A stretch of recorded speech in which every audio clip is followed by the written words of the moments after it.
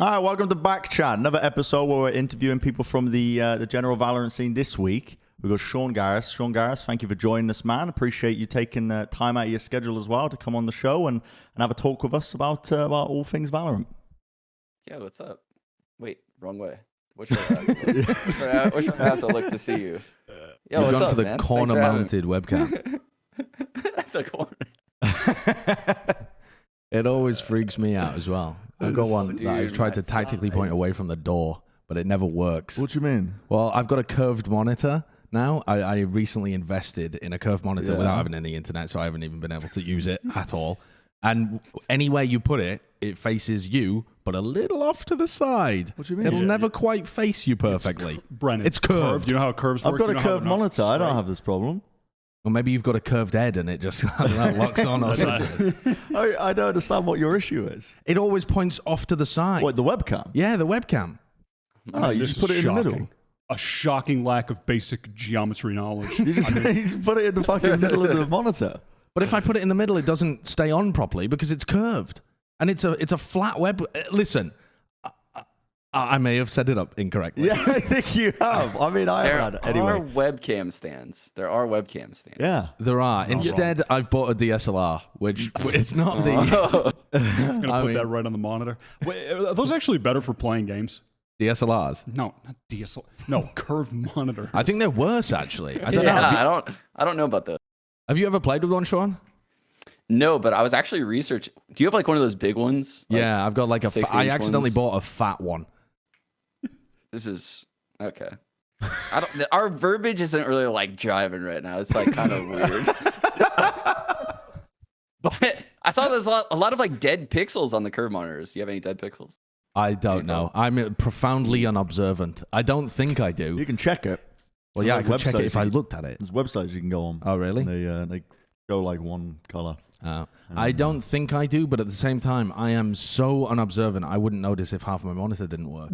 So. Yeah, what do you do with a computer without internet? Like, what are you doing with it? I've been sponging off the Wi-Fi of these guys because they live next door, and I bought a Wi-Fi adapter, but the heat sink is on incorrectly, so it overheats every 30 seconds and times out.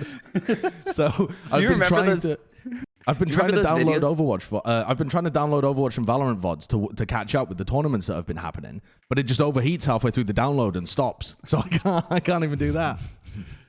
Okay, I'm gonna take us down a rabbit hole. Do you remember Infinite Solutions with Mark Erickson or something like that back in the day?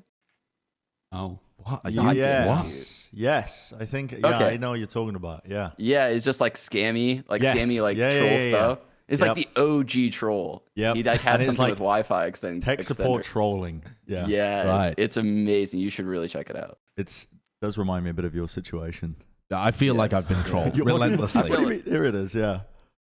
Google TV beta. He's literally the OG troll.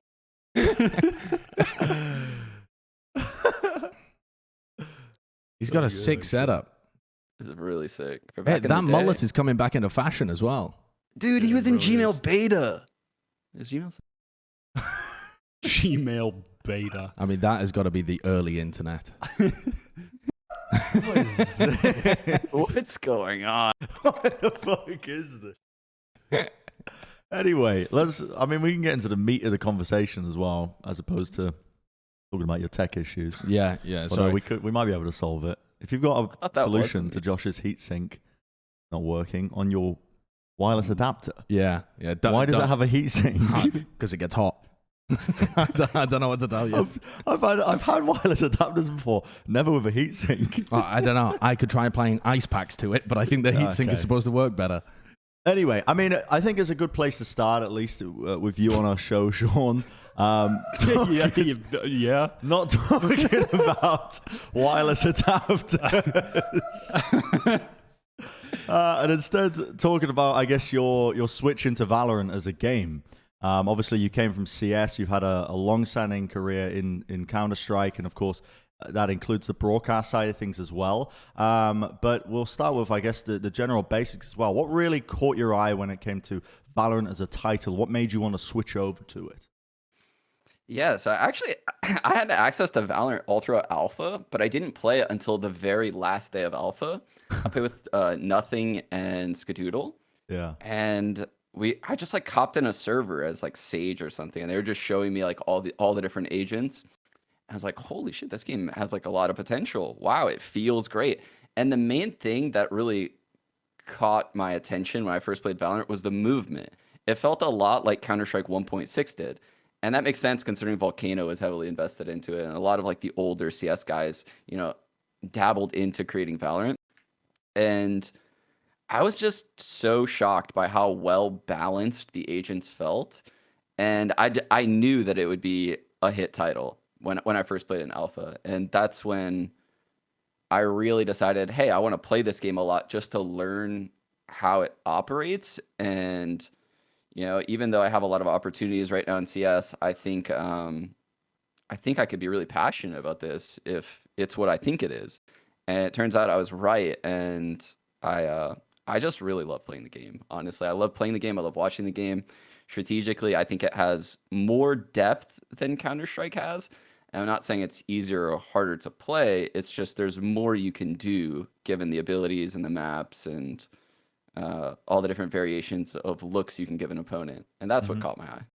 It is quite interesting, isn't it, as well? Like when I saw Valorant, I saw kind of what Riot did to the MOBA genre of League of Legends, where they kind of simplified some aspects of it and made it more, I guess, digestible for like just the general audience. That's kind of what they've done with CS, because the movement it's slower, kind of the gunplay is like a little bit, I would say, cleaner, almost easier to kind of see, I suppose, in CS. Like going from Valorant to CS back again, it's kind of, you can quite see it's evident that they've done a lot to clean up the game and make it more digestible, I think, for like a casual audience. But at the same time, your point about it having all this depth with all the abilities and the agents and how it all comes in together, like you can see that there is the ceiling is I don't know, it's fucking up on the 45th floor, It's like there's so much room for this game to grow strategically, just because of the nature of how they've designed it and balanced it. It's pretty interesting. Yeah.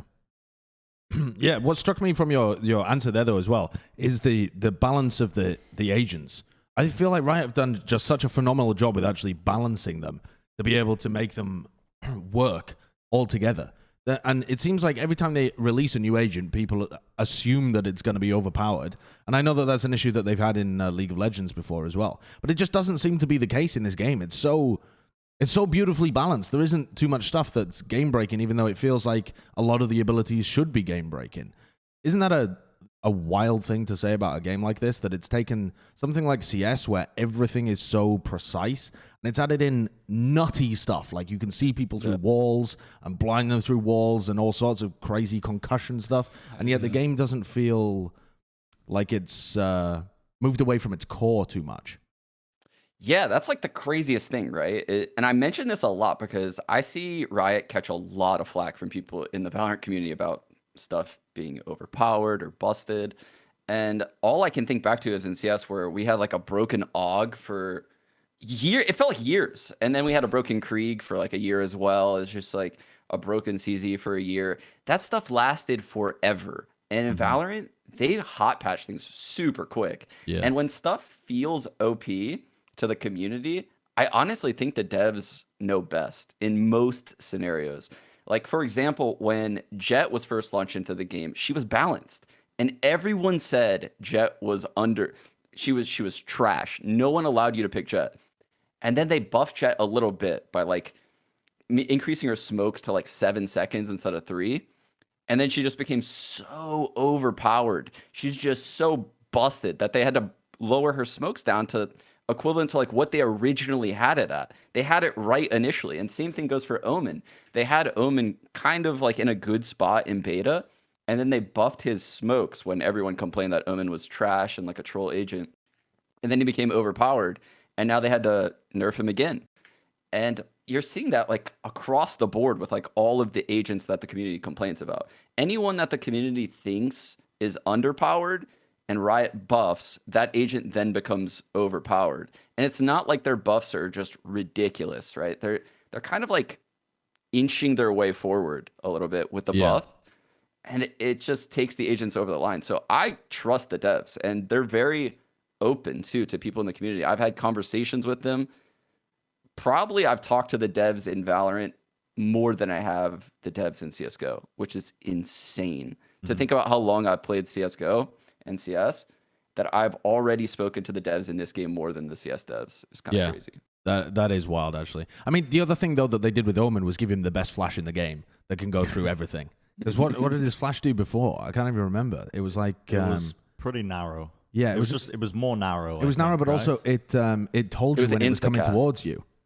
It was an instacast flash that was like coned outward. Instead of being like a bus, it was like a cone that was very narrow near you and very wide far away. And you got an indication when it was coming for you, so you would dodge it. Whereas now there isn't like an indicator. But now it'll blind your like 3 teammates behind you, your 1 teammate to your right, and your 8 enemies in front of you. So everyone's blind but you. It is, yeah. I love thinking that I've dodged a paranoia, and it hits me anyway. I clearly see it pass by me 3 miles to the east, and yet I am still blinded by darkness. It is out of control. Speaking of the Omen change, like Omen in general, I guess, how did you feel about the recent changes, Sean, with Omen and Brim, and I guess trying to bring Brim a bit back into the meta? Do you think those were reasonable? No, I don't think it was reasonable. So I heard praising the devs, but I'm going to take a shot at that decision now. So I don't think it was a good idea to nerf Omen. And it's not because I think he was obviously the overpowered controller, right? When it comes to like Viper and Brimstone, yes, he's going to be picked more than them. But I don't think the correct play is to nerf Omen and slightly buff Brim, because all you're doing is you're taking away from support players in the game.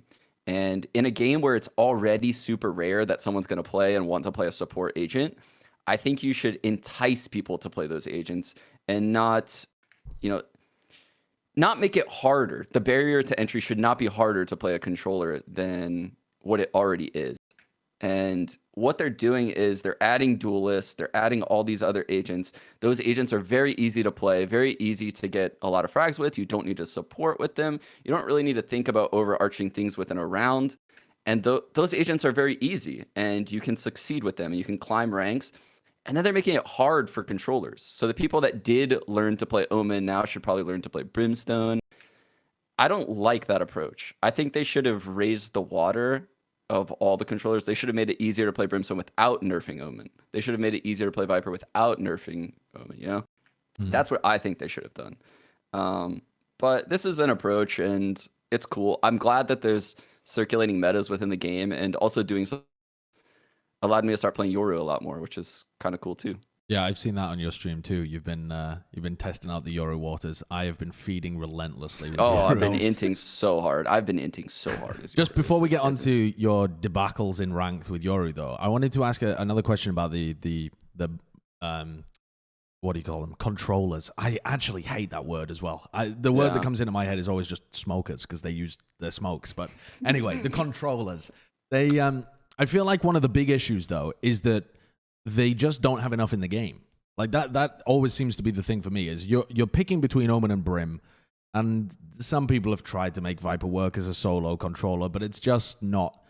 Her kit is designed to kind of augment or complement somebody else rather than be the solo person that's throwing down smokes on the team, in my opinion. What would you like to see if they did add another controller to the game?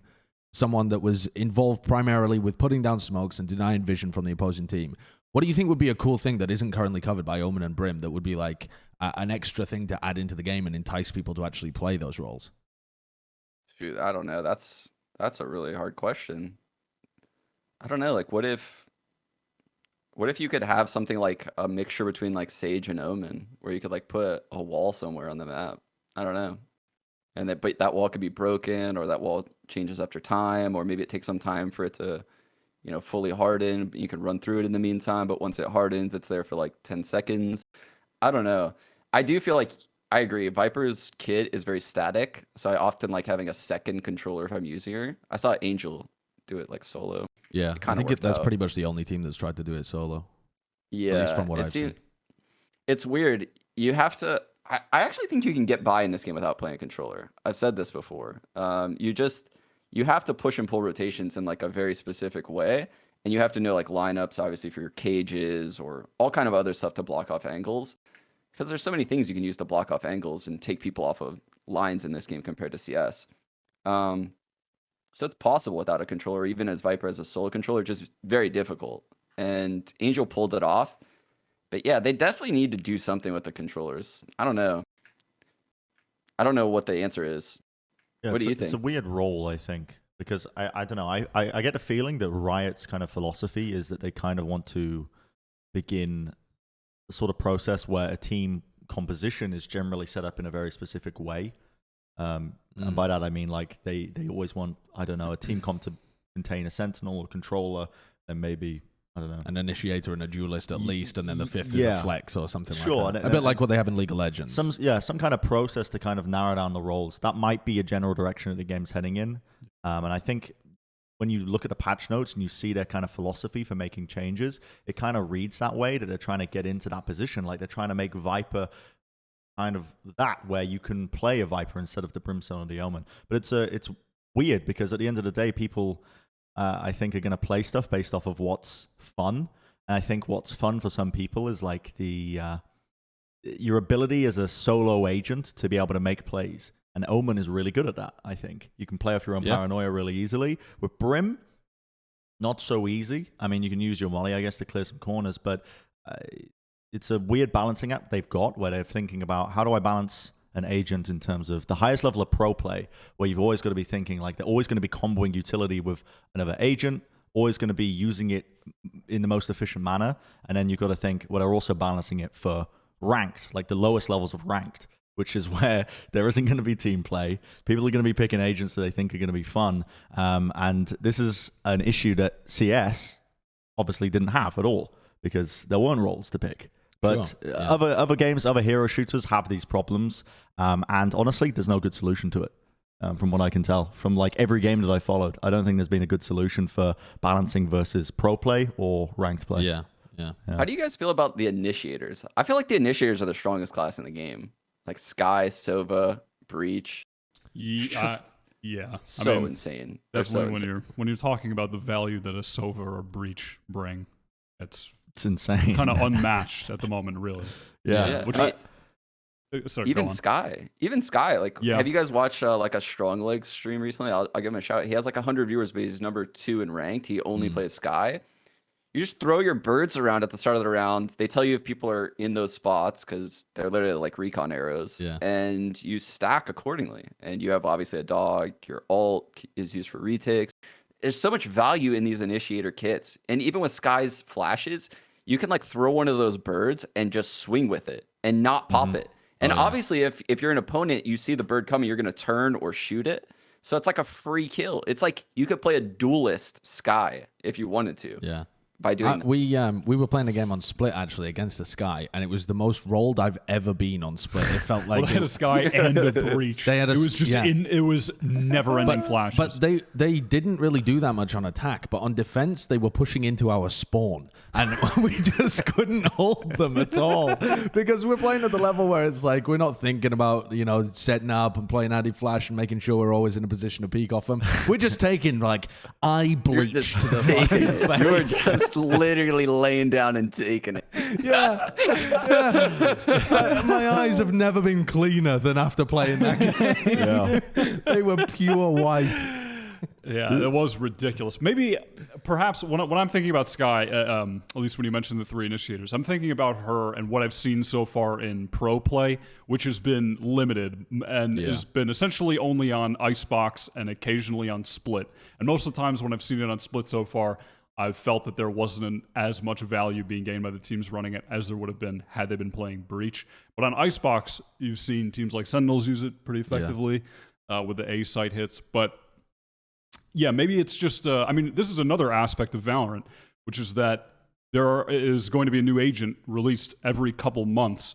The speed at which teams and individual players can actually get accustomed to and effectively use the agents that are being released. Like at that point, there's already another one coming out. Like, I mean, people have not I don't think people have maximized Sky's viability by any means in pro play yet. And already Yoru's being released, who is an agent that to a lot of people it theoretically has a even higher skill ceiling in what you could do with the utility. And there's no way that Yoru is going to be maximized by the time the next agent's released. Dude, so. I love this train of thought you're on right now, because it's something I was thinking about too. Is what do you think about how pros are incorporating all these new agents and even to an extent like the new maps like Icebox and Ascent and stuff like the split changes.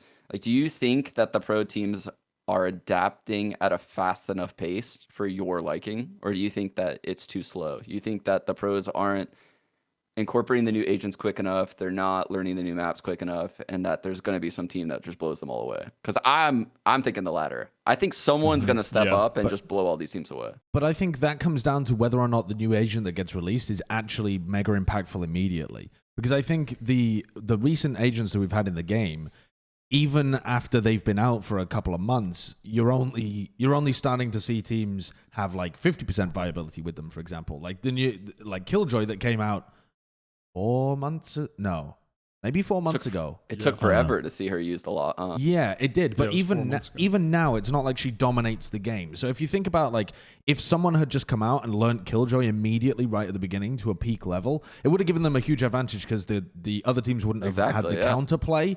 But it's not like it was a meta-defining agent, I would say. No. It's not like something like Breach or Jet is currently. Yeah, it could have been. But I think it could have been. Like, the meta could constantly shift every couple months, but it's not, because teams aren't adapting quick enough, I think. And I think eventually it's going to get to a place where every time there's a new agent, the meta will change drastically because teams will be forced to learn it. Like, for example, if a team were to just instantly start playing Yoru on bind every time right now and just putting footsteps like in hookah or footsteps, by shower, and just activating them every time you hear a boom bot, you completely negate the Raze's ability to take that area of the map, because the footsteps activate the boom bot, and then the Raze can't progress up with it because they'll take damage and they won't be able to clear out this angle. So left user nades on the other angle. And it puts a giant wrench in everyone's preconceived thoughts about how to take map control.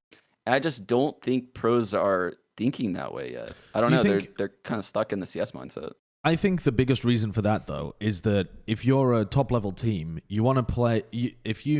If you believe you have a great chance of winning a tournament anyway, you don't want to throw a wrench in your own plans by pivoting to kind of going all in on the new agent. Just in case, when all the chips eventually fall down, that was not the best composition that you could have run at the time. It does seem to make a lot of sense, though, for a team that's on the come-up, that's trying to upset these big teams, that knows if they go head-to-head against a team like 100 Thieves, they're not going to be able to beat them. But if they really hardcore focus on X kind of thing to push forwards, then they could get a big upset result just by relying on the new agent and having like an idea of how to play him better than everybody else. Well, what do you think? Do you think that would have been your approach if you had been leading a team currently and actually playing Valorant at a top level? Do you think your mind goes towards we're going to try and be as adaptable as possible instead of as refined as possible? I don't think I'm the type of person to tell someone what to play, but I am someone to say, like, all right, you definitely need to expand your agent pool. Like, you should try to play multiple agents, and I'll figure something out with, the 12 agents total that our team plays, right? So, like, between the 5 of us, we play 12. Like, you might play 2, I might play 3. We'll just, like, constantly keep playing. I'll make game plans. Depending on... I think we're losing you here for some reason. Your audio went very low. Oh, I don't know what's happening. Okay, yeah. So basically, what I was saying is, if I were an IGL, I'd have like a group of agents that my team would play, right? So we play 12 agents as a team. Some of us would play 2 agents, some would play 3, and basically, I would create game plans. Like, if I'm playing Yoru, this is how we're gonna play. If I'm playing Sova, this is how we're gonna play, and it would ease the burden off a lot of my teammates if I just tell them exactly how they're going to be set up and how they're going to be playing. But there's not a lot of IGLs like that in Valorant, I feel like, right now. And it's a lot of like, oh, you're comfy on Reyna? Okay, you're going to play Reyna till the end of time. And you're going to play Jet till the end of time. And this is exactly how we're going to play. And there's only so many things you can do on a map if you are stagnant in your agent pool. And things will get hard. They will get hard eventually. And that's what I think a lot of like the top Valorant teams are running into right now is they saw success. And a lot of these teams that saw success, they don't have success in other games. A lot of them. I'm not saying all of them, but a lot of them.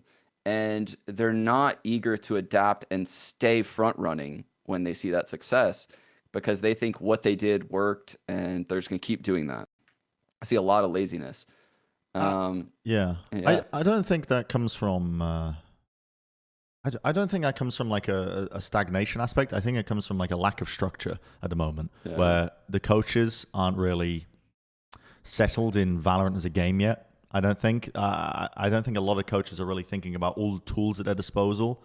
But this, I think, generally comes with time with a game, where you start to see more solidified metas develop off the back of the player experience, like players' playtime. They play the game a lot, so they understand what's strong when something's introduced in a game because of previous experience. They can spot the trends earlier as they come up, and that also applies, I think, to like coaches and people who are having an actual input into a team. They also have the experience, they have the knowledge to then say, okay, this new agent's come out. I think this would really be a good fit for us for this reason, that reason, whatever. Let's try it, let's play it. At the moment, it's just easier for these teams because we've spoken to a lot of players and they've just been like, yeah, we're just sticking to our own game plan. You know, despite the fact that we're talking about Yoru or whatever agent that comes out, a lot of these players are just the safest play at the moment is to do that. And I think it comes from a lack of, I guess, just experience playing the game of Valorant. And the longer these players play, the more inclined they might be to actually experiment a little bit more in the future. Yeah, I couldn't agree more. I think what we saw like in the early stages of Valorant were like dominant individual players that knew how to play their agents, like Wardell and Jet and stuff like that. And it's a lot of individual plays. And then you saw like Sentinels kind of push it a little bit when it comes to like synergizing abilities. Like they became very good with synergizing what they have. And I think the next meta, you can see TSM try to like fight back with like the triple duelist comp. I think the next meta though is going to be agent pools and changing them and not having like a readable gameplay, because right now I think a lot of teams are readable because you can't change that much. Like if you keep the same comps, your looks on the maps are going to be very, very similar. Like, and then it becomes super easy to read. Yeah, so that's the next step. There's no better example of that, I feel, than what we just saw in the NSG Winter Finals with Luminosity versus Sentinels. Yes, actually, that's a very good point. I mean, that is the perfect example of this. With Luminosity, a team rising up the ranks, and Sentinels, a team who's been on top that have realistically changed very little since we've seen them in the Ignition series. And they get caught out by a team on the rise. Yeah, that knows exactly how they play and knows exactly where everybody on the map is going to be, because it's not a case of, okay, you could do some like really in-depth scouting on one series to try and pull out ideas of how to counterplay an opponent. But if you've watched them play the same way over months, it becomes trivial to understand what they're doing because you just have seen it so many times. It reinforces in your brain. You don't have to remember anymore. You just know how they play because you've seen it so many times. What I find interesting about this entire conversation, though, is even though it makes sense from a theory crafting point of view that this is how the game would progress in the future, people said the same thing about Overwatch, and it ended up being, I want to say, pretty much the exact opposite. In that the game started out with a lot of people swapping agents or swapping heroes all the time in Overwatch. They'd swap to try and counter what their opponents were doing, and the big difference in that game obviously being that you can do it on the fly, right? Like halfway through a round or whatever, you would be able to swap your hero around to counter what they're doing. That was considered a fundamental part of the game at the beginning of the game. But the more that time has gone on, the actual best play over the years was to find a composition that works for your team and works for the strength of the heroes at the time in terms of the game patch, and maximize your efficiency at that. And so you really don't see teams swapping around that much. They'll have one composition they play for one patch, broadly speaking, and they'll just try and get as good as possible at that. And as long as you find the best composition, you will be the best team if you can execute the best.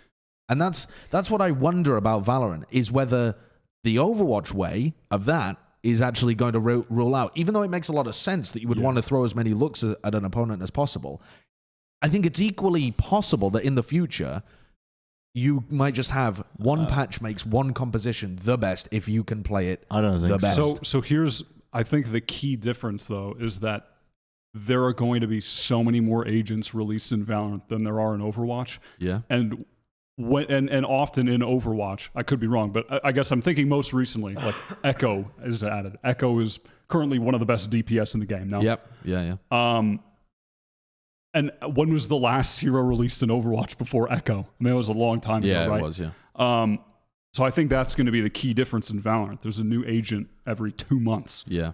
So there's a lot more opportunity for a new agent that it's not necessarily broken, but has a high viability or a high skill ceiling to be used and to be very, very strong. Also, I think even maps might be released more frequently than Overwatch. I mean, I definitely agree. I've been with the Icebox on screen and mentioning before teams not adapting to new agents and new maps. I don't think Icebox has been fleshed out even 1/10 of what it could be. Every Icebox game I watch is still just so bare bones.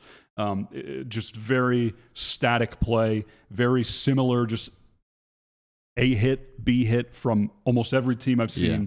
One round where they look down mid, everything else is just a straight up A. Really uninspired play on Icebox so far. I still think there's so much room for the teams to actually develop how to play this map, specifically how they're playing mid. So speaking of Icebox, I'm going to make a prediction right now. The team that is the best team on Icebox is going to be the best team in the world in 2021. For now, the first couple months. And I'm saying this because it's the map that people like playing the least right now in pro play. And based on my experience in CS, this is always the case, is you control the map veto when you're the best at the map that people don't want to play. So Astralis got really good when they got super strong on Nuke, and then there was like the MIBR teams before that got really good on Train, and then in the early stages of this game it was Split. The teams that were good on Split were the best teams in the world. As well. Sentinels were the best in the world at Split, and they just immediately rode that to a number 1 spot. So the team that's going to be the best team in the world in Valorant in the early stages of 2021 is the team that's the best team on Icebox, because they'll control the vetoes, and if you're good on Icebox, you're probably good on the other maps. It's interesting as well when you say that, because I can't think of a single team that I've seen that has been incredibly impressive on Icebox. I was going to say the same thing. Who do you even say is like the best in the world, or even just an NA at Icebox now? I've seen some teams that have decent ideas on the map, but they also lose it to other teams that are running just very basic A/B hits and stuff. Yeah. So it feels like nobody's really cracked the code of Icebox yet at all. A bunch of the Vision Strikers have got some great tactical ideas on this map, but it doesn't work as well. They lost to Cloud9 Korea. They kind of got rolled by them. Yeah. And Cloud9 Korea were not doing anything particularly amazing. They were just going for some pretty simple hits, and it was very difficult for Vision Strikers to be able to hold them off. In North America, you've got Sentinels and 100 Thieves, but I wouldn't say that I've been inspired by their play on that map. No. It's probably at the bottom of, maybe not both of their map pools, because 100 Thieves never play Split, and you could argue that maybe Bind at the moment is the worst map for Sentinels, but maybe it would be Icebox. You might see it develop more now that they made changes to Icebox, like we did after Split, essentially. That's where a lot of the meat of, I think, teams' playbooks come into effect, is when the maps just get better in terms of the way they're designed. I think more playable. Did that happen in Overwatch? Are the best teams in the world in Overwatch good on the maps that people don't want to play? The thing is, in Overwatch, the game is so fluid, and it's not positional and in the same way, right? It takes longer to kill someone, so it doesn't matter if they peek around the corner first, because that 0.5-second advantage is kind of negated just based on whether you can aim better or other time stuff. To kill. Right? Yeah, the time to kill is way higher. So the actual map differences are way less pronounced than they are in other games. Yeah. It's basically whether you're good at a map type, whether you're good at Escort, whether you're good at King of the Hill or whatever. So your point earlier, doesn't really Josh, happen that much. When you were saying how Overwatch metas have developed where you just stick with one composition, I think what you were saying, Wyatt, is true with just... I think what you were saying was true, but also I think the biggest point is that Overwatch is a game, the flow of it, whenever a game comes out, essentially the competitive side of things is figuring out the most efficient way to play as quickly as possible. Yeah. And Overwatch took a while, but it got to the point where the flow of Overwatch kind of like happened where teams realized the best way to play, the most efficient way to play is not switching anything, because if we switch, we lose ultimate charge. And so we need to find one solid composition that can last as long as possible and make 1 or 2 changes, and that's it. But keeping the overall composition the same. Those kind of limitations don't exist in Valorant. Yeah, but it's not just the ultimate charge. It's about like you are good at one comp, you spend all your time scrimming one comp, you become excellent at one composition. But I would argue that is the reason that is the case is because of the flow of the game in a map and how team fights are decided off the back of, I don't know, in some cases comboing like abilities of composition, sure, but ultimates are the things that win you team fights. And so you're incentivized not to switch off of heroes. But as I'm translating it back to Valorant, what I'm thinking is the top teams, even if we stretch into the future, will be unlikely to develop enormous depth in their different compositions that they can run on maps, because it takes up so much scrim time to get good at them, to develop such like rigorous ideas of how to play across many different styles. Maybe the longer that teams are around, though, these things will pile on top of each other. Just experience. Like you'll remember how you used to play when Raze and Jet were meta. You'll remember how you used to play when Breach was meta. You'll remember how you used to play when X was meta. And so 3 years down the road, you have all of this bank built up of old defaults that you used to run and stuff that you can just tweak slightly whenever a new style of play comes into vogue. I could see that being very possible. Yeah, I think the future of the Valorant Pro is the person that can probably like analyze what comes their way when they play a spot. So going back, hookah is such an easy spot to use as an example, so I'm going to keep using it. So say you play hookah, right? What's going to come your way? Probably a Raze, maybe like a Sova drone. So like if you play hookah, you should be expecting to stop those things, right? That's why a lot of times you used to see like Sages go hookah. They would wall because the boombot can't come in. And if the boombot can't come in, then the Raze can't do their normal protocol and they can't get hookah control. So like you're kind of taking away a piece of their utility for a piece of yours while maintaining map control. And the same thing could be said with like the Yoru footsteps, right? So like you could switch those agents because your goal is kind of like, all right, I'm just denying this Raze entry. And that's the meta. The meta is I'm denying Raze entry to hookah, right?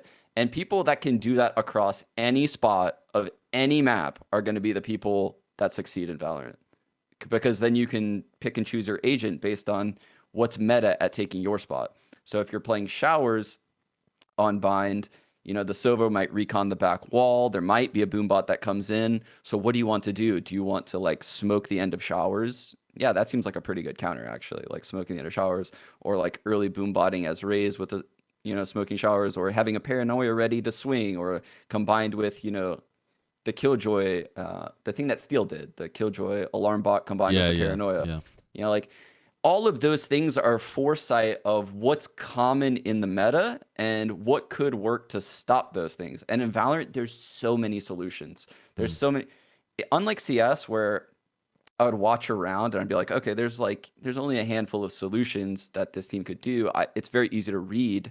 In Valorant, there's like infinite solutions with all these agents, right? And it's just, are you creative enough to create a solution, right? Can you do it and surprise the opponent? And the people that succeed in that are going to be the people that succeed in the game. And that's why 100 Thieves won First Strike, and they'll probably continue to win because Steel is that type of person. Yeah. Do you think that maybe there's an inherent problem for some percentage of CS players who come to this game and being forced to think creatively to stay ahead because it's something that hasn't had to happen to the same extent in CS as other games that are getting consistent updates, new heroes or agents, new maps, etc.? Yeah, I think so. I think even I fell prey to this. Like I'm aware of it, and I still fall prey to it. Like as a CS player, right? So I got really good at Omen, and then I was just like, all right, I got good at Omen by like watching a ton of content, I'm very honest about it. I watched like Mopork, I watched Flex Ninja, I watched every Omen content creator you could imagine, right? And I would watch myth streams. I would do so much research. I would constantly be like looking into like how to improve my gameplay. And then when Omen got nerfed, I was like, okay, so now I'm gonna have to do this all over again for a new agent. And I did. I have to do that all over again, right? I'm still like kind of in the process of doing that with Yoru. it takes a long time and it takes a lot of effort. But that's the type of person that I think is going to be like a good pro. I'm not trying to go pro in this game, but I think that is the play for pros, is like putting in tons of work, because there's only so much you can do while scrimming, 4 hours a day, while playing ranked, while focusing on your aim.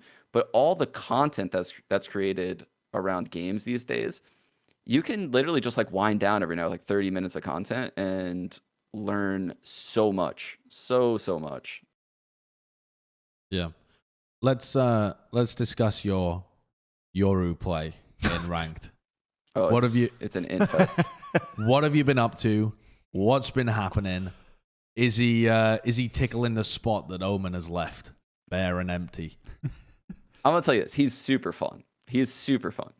And I think there's a lot of potential with this agent. And I keep telling people this when I stream, is it's just a matter of time. This agent will be big.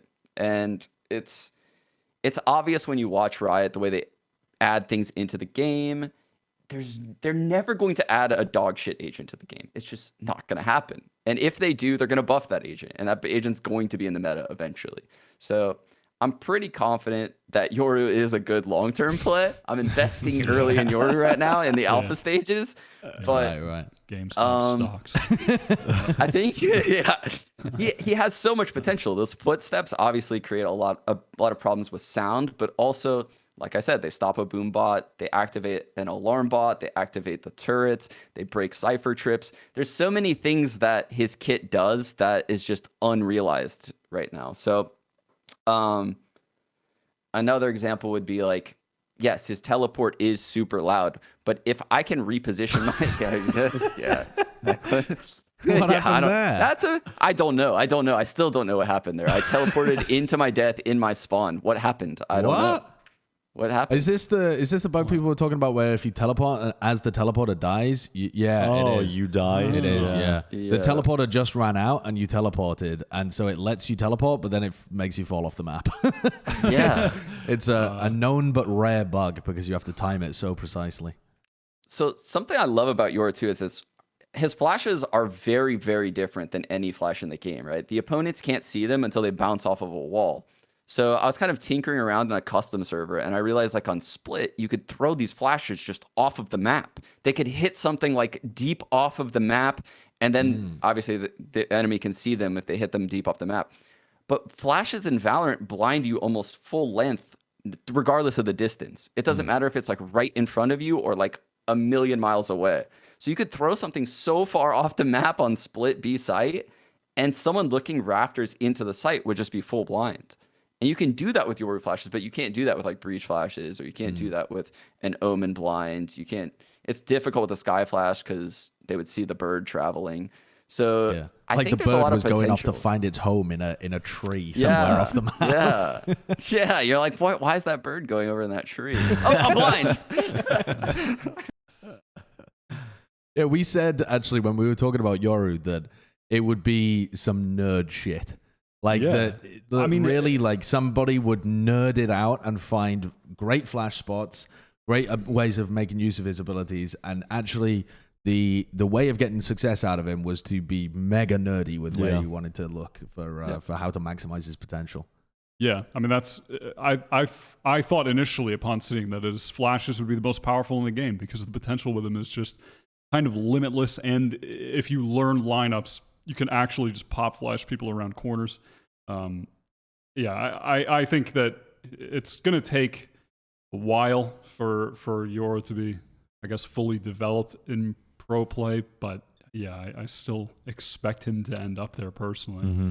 What do you think about the general pro criticism? Oh, not criticism, but downplaying of Yoru's potential. I saw that a lot of the pros were tweeting stuff like, even though people were excited about how powerful he looked, the ultimate seems incredible, the fact that you can teleport as long distance as you possibly want if you give it time.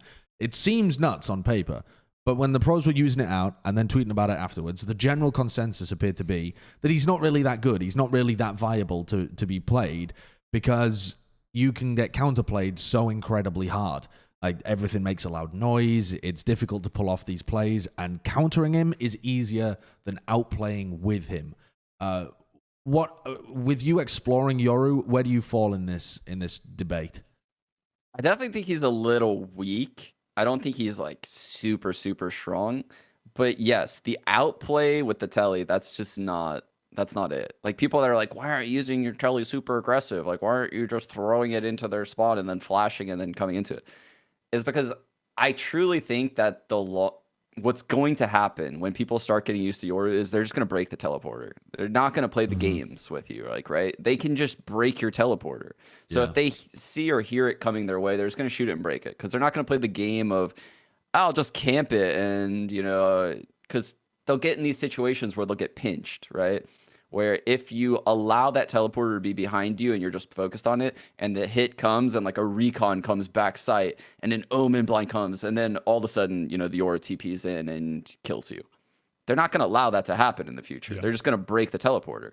So in the long term, what's going to happen with Yoru if he remains the same is the teleporter is just going to be used to reposition. A lot like a jet dash.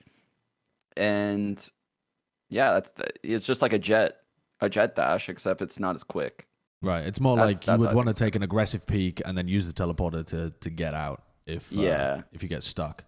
Or show like a super heavy presence on like one side of the map, but have your teleporter like traveling to the other site and then just like TP there. So I do it on Ascent all the time. Like I'll do a lot of shit on like B site on defense, and then I'll have my teleporter going all the way spawn to A, and I'll just TP to A, and I'll just be like stacked to A at that point. So the other team thinks I'm B, but I've just TP'd all the way to A. They can't hear it because it's in my spawn. And, like that's how I would have some impact as Yoru. Whereas like throwing a TP into mid or something like that, they all hear it. They know it's there. It's so risky. It's so risky. I mean, it could work. I could be wrong. Yeah. How do you like playing versus, I suppose, like, I guess the broadcast side of the game, and I guess streaming plays into this as well, and your type of career. You've got a very unique perspective, I think, on this entire situation, because there's not many people who have done it all, essentially. You were a pro player. You're now kind of essentially almost like a full-time streamer, right, in this capacity, but at the same time, you're not a stranger to any broadcast work when it comes to like the analytical side, but also like actual live casting as well. How do you foresee your career going in Valorant in that regard? Oh my god, dude, the whole casting thing is just so crazy to me. I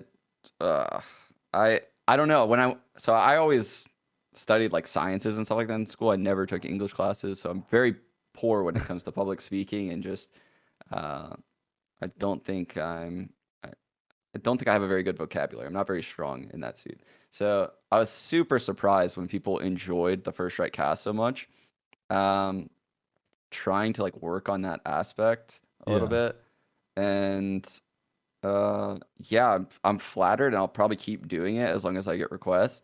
I like playing because it helps my knowledge in that area as well. Cool. And I always figured like, even if all of this doesn't pan out, like I could always coach a team. I've gotten offers like GM teams and stuff like that. And I think right now my passion is honestly in like content creation and casting. I really do have a good time casting. Like I think it kind of shows when I do cast. Yeah, I'm super passionate about it. I think you guys all are too. I've watched so many of Sideshow's streams and stuff like that. And it's just the strategy in this game. I'm super passionate about it. So I think it's also, I guess, easier in a live environment when you're live casting. Because correct me if I'm wrong, I'm not sure how much casting you did when you were in CS. You did a lot of analytical work. That's where I knew you from. Was obviously when you were a player, but also your analytical work when you're on the desks in CS:GO segments and things. Casting's a pretty new aspect, right, in Valorant for you? I've definitely casted in CS. I casted as like a player at the major. They let me cast like a major finals as a player, like my second major after I got knocked out of the major. Wait, really? Yeah. This was back in the day. Was that? It was a long time ago. Yeah, it was like the second major. I was like, no. So I did desk at Katowice, which was the second major after I got knocked out in quarters, and then I casted the finals of like Cologne the year after that. That sounds like For free, by the way, for free. We were doing all that for free back in the day. I just thought I'd throw that on there. So most people would not be in the afford. mental state to do that, I feel. Like, I can't imagine asking a player in the Overwatch scene to do that. Yeah. We might ask them a few days down the road, but not for the grand finals. They'd just be pissed for weeks afterwards after losing. It was a very dark finals. Yeah. zero hype. Yeah, these guys are good, I suppose. Oh, what do you know? They're throwing another flash. Yeah. I much prefer casting though. I think it's something different. Like, you're telling the story of a team, especially in a game like Valorant, round by round. Like, you can have the knowledge, but when you're on the analyst desk, because me and Josh, we did the analyst desk in the Overwatch League for 2 years, and then 2 years. Yeah, 2 years. I can't even remember. My time is a lost concept these days. But and then we moved into casting. But like, there's certain things I like about the analyst desk. But with casting, you get to tell the story live of what you're seeing, of the stuff as it's happening. You know, you see a sick execute, the way that they're comboing a lot of their utility. That's a lot of the joy for me. Wow, look at this. This is old school. It's really old school. Yeah. What I enjoy as well, and I think that I get the same impression from you as well, Sean, when you're doing the live broadcast that I saw during First Strike, is that there's a genuine joy for me in watching strategy play out, but there's also a joy in sharing that with other people that would otherwise not get that joy. It's like people would watch and not understand all of the layers involved. Yeah. But if you can show it to them, you're like sharing your enjoyment of that with them and helping them also enjoy it even more. I don't know. I really feel rewarded doing that. I really feel like Vision Strikers would still be flying massively under the radar if it wasn't for your Vision Strikers video, by the way. I've showed that to a lot of people so far. Oh, yeah. He actually changed the meta. Yeah. I really think directly you changed the NA video. meta with that one video. And That one after video. that, everyone started doing all of the flash and dash executes. It was actually like a contagious disease. Yeah, it really was. It spread through North and they America. ran that play into the ground or it just can't work anymore. Yeah, it is crazy though. It's a lot of fun to see those ideas kind of develop and go from scene to scene. I don't know. There's so many cool things about this game that I enjoy doing. Do you think you would have ever? Okay, what would it have taken for you to try and go pro in Valorant? Would you have had to be like 5 years younger or at a different point in your career? Like, do you think you would have to have been like, wait, what? Do you think there was ever a world in a parallel universe where you try and become a pro player in IGL for a team in Valorant? Ooh, probably not. Probably not. I don't know, man. My personality is just so crazy. It's like if I were to commit, I know what I would get like. I would get like super crazy. I would be like up all night creating strategy. Like my daughter would probably be like, I don't know, not going to school in a couple years. Like, you know, we'd have no house. Like it would just spiral out of control. I would literally spiral out of control. I can't have that. You know? Yeah, it's like an obsessive competitor. I've got a family now, Sideshow. Come on. Yeah, fair. What do you think then about the different values of doing these things? So the immediate topic that springs to mind when we consider the value of like playing versus streaming versus casting, the player that immediately comes to my head is TenZ because he just has ostensibly moved into content creation. Now, I thought you were gonna say Douglas Apper. well, yeah, Douglas Apper's a legend of the sport, but I think he's got a bit more of his time playing in him. But for me, like TenZ moving into content creation, we all have our tinfoil hats on when it comes to TenZ. Let's go. Thoughts. Oh, Let's go. I know. I got to hear this. I haven't talked to anyone about this. Go. Okay. Oh, well. I mean, we had a whole episode where we were just going through the general tinfoil hat. I mean, conspiracy as soon as I heard it, immediately what I read, what the supposed truth was, what they were feeding us, I didn't believe it.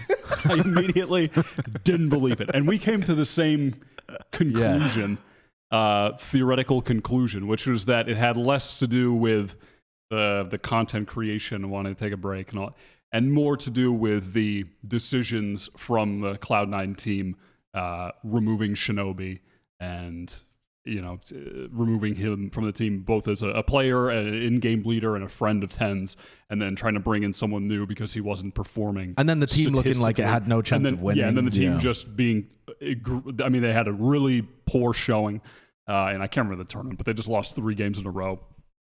And it looked like it was about to be rough times ahead for Cloud9, and TenZ being one of the best players in the game was just, it had more to do with the actual decision making of the team and less to do with him wanting to be strictly a content creator. Everything he said on stream everything he said on stream is like hinting, oh, I might come back, but who knows what team for? And like, oh yeah, I'm currently with Cloud9 unless someone bought me out of my contract. It's like everything he's saying on stream does not indicate that he is long-term committed to content creation or even committed for the rest of the year until LANs come back. It all just smells like he's just wanting to get bought out by a different team.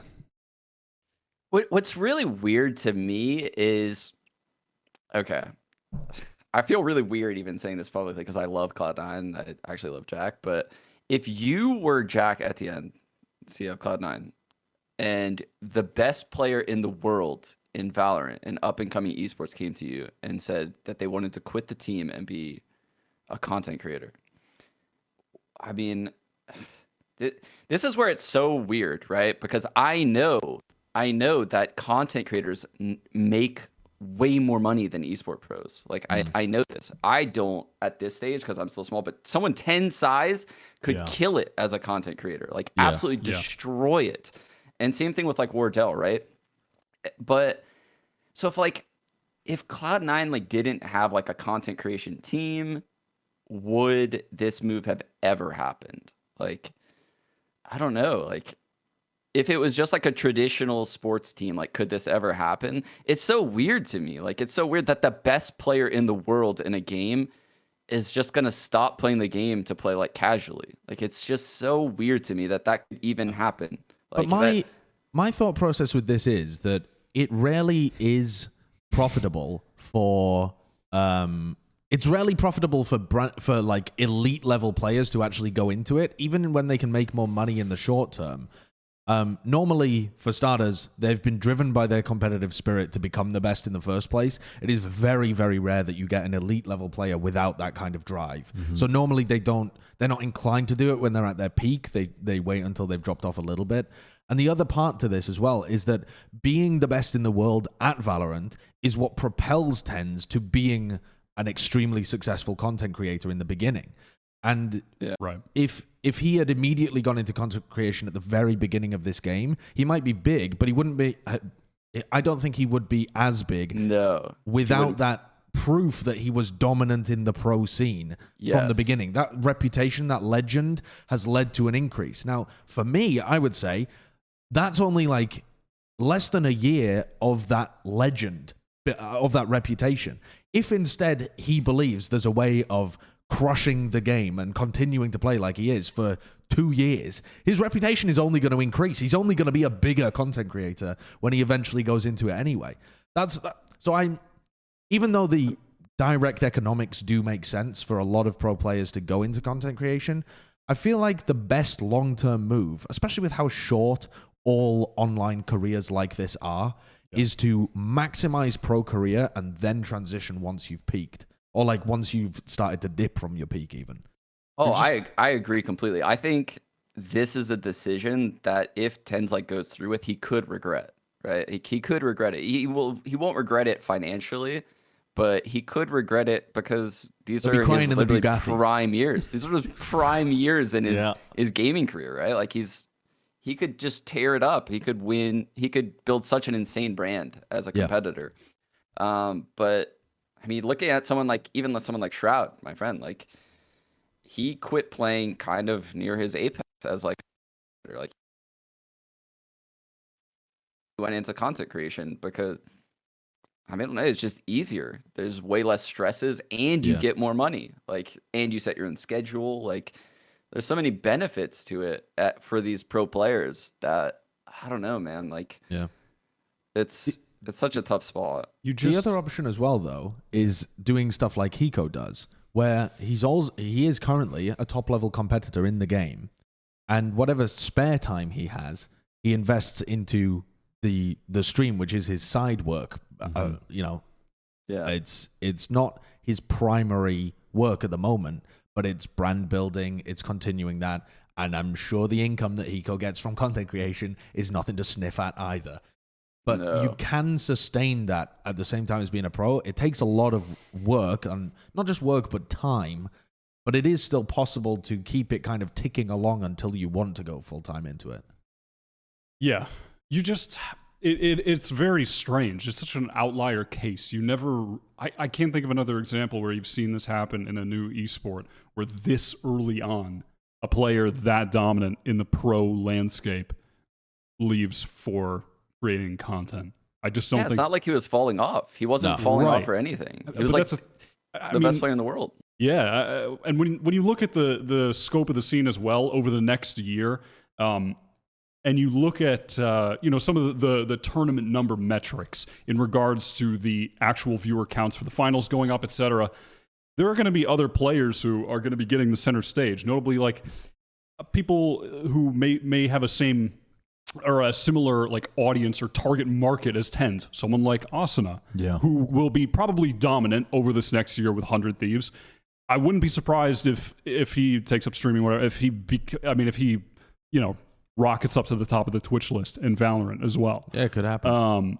There are people like that out there who are going to be taking advantage of what seems like perspective. There will be higher views for the Valorant tournaments this coming year with more Riot support, international tournaments for the first time. I mean, it would be tragic and very possible that TenZ won't be on a team, won't be playing at the first international tournament. We're never going to see TenZ play against G2 or Vision Strikers, which is unfortunate. And that's a lot of potential, missed out attention if you're thinking about it strictly from the business and the numbers end. I also think about people like, I don't know whether you're aware of Seagull, Sean. He was an Overwatch streamer. Oh, yeah. And he blew up on Twitch based on his early success in Overwatch, continued that whilst having a pro career, and then dipped off, I think, in 2018, I want to say. Yeah. He went into full-time content creation. Midway portion of 2018. Yeah, and he recently tweeted about struggling with burnout and depression. It was like this last week. He was talking about that. And that does also seem to be a recurring theme with content creators as well. You can pretty easily get stuck in a rut. I think it looks like a great job from the outside, but it also has a lot of additional pressures and responsibilities that you put on yourself. And if you see those numbers dwindling down, you can, feel like you're doing something very wrong, and it can lead to, brain chemical instability too. It's I don't know. It's not a dream gig for everybody. Sure. A lot of work as well. You literally you are working almost 6 days a week, to be honest. And in some cases, people are streaming every single day. Yeah, like, but at the same time, a lot of people really love it as well. Yeah, yeah. So it's a weird one. Overall, I can't see TenZ staying into content creation. Just all of the hints. This is where we began with this, where we were talking about our tinfoil hat theories. Like it just everything TenZ has been saying, the kind of lead up, the kind of mystery around it. I would not be surprised to see TenZ back in the game, the midway portion of 2021, something like that happens. Or maybe I hope not. I hope he goes back into playing, because I think it's kind of like it's a shame to not see the best compete. Yeah, it's a bad look for esports if like content creation can just pluck the best player. Like true. I mean, definitely true. Yeah, the opposite side of that, though, as well, is that content creation in Valorant has been so successful, and the game itself has been very successful on Twitch and on YouTube. It started out not doing very well on YouTube at all, and now the numbers are ridiculous. Yeah. So, what were your expectations coming into the game being like for the actual success of the game? How successful do you think Valorant is at the moment compared to the expectations, like the size of Riot, the fact it's competing against CS? Have you been? Actually, I don't even want to lead you. How have you been feeling about the success of Valorant this year and heading into the future? It's so hard to say because it's kind of like a black box with Riot. Like you could open up Steam and just see the numbers, right? Like CS:GO is at like all-time high player base pretty much at this point, and it's easy to see the growth in CS:GO. Whereas Valorant, all that stuff is behind closed doors. Only Riot has access to that info. So I don't know how many players are playing the game. All I know is how many people watch the tournaments. I am disappointed in the viewership for anything not Riot run. I am very optimistic when it comes to stuff that Riot runs, though, especially the numbers after seeing like First Strike and the Ignition Series finals and stuff like that before that. I am very, very optimistic when I see stuff like that. But I think there could be a lot more done to inflate the numbers of these smaller tournaments. And that's kind of disheartening, is watching like these NSG tournaments, like 5K viewers and, you know, like 2K viewers. It's like these are top 10 teams playing in these. Like it's kind of like, what's going on here? Like how's the viewership so low? You could probably create better times, create better reach. Can Riot help in certain ways? Like, I think I don't know. large Like, part of there it needs comes to be a lot from done. the casual user base. I think Valorant absolutely has a massive casual user base, and it's connecting them to the pro scene and showing them where to consume that type of content. Because when it's easy to find, like just these YouTube VOD re-uploaders getting hundreds of thousands of views on these matches, and the way that would translate in terms of live viewership is ridiculous. Like if this was a live VOD, like it would be off the charts in terms of esports titles. But in terms of the live viewership, you don't really see the same thing. I think it comes down to that lack of connection. There's not really the advertisement into these lower level tournaments. I mean, these tournaments here, what is this? The channels that do the Valorant VODs, like the highlights, basically where they just cut down the matches to the action. Yeah. There are so many of these channels, and I mean, they're doing very well in Valorant. I mean, you even saw there were tier 2 NA teams there near the top. The games, some of the games are getting like 30K. Yeah. I mean, that's a massive outperformance compared to the Twitch viewership. Yeah. I think there's my theory is that I feel that a lot of the audience that has crossed over from Fortnite competitive that are more YouTube minded, just because Fortnite has such a large YouTube reach, a lot of those viewers are gravitating more towards the Valorant matches that are on YouTube versus watching on Twitch.